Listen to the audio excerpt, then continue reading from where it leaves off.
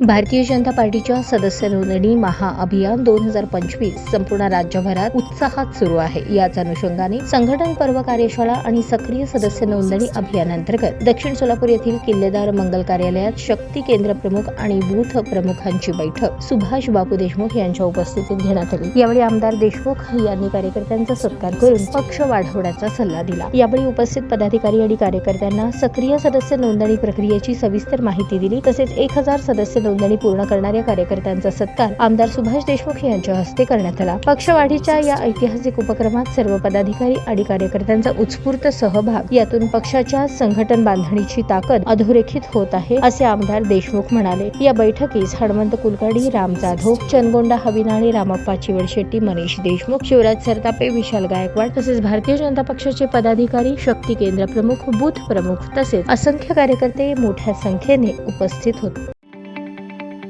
ताज्या बातम्या पाहण्यासाठी प्राईम महाराष्ट्र न्यूज चॅनलला सबस्क्राईब करा।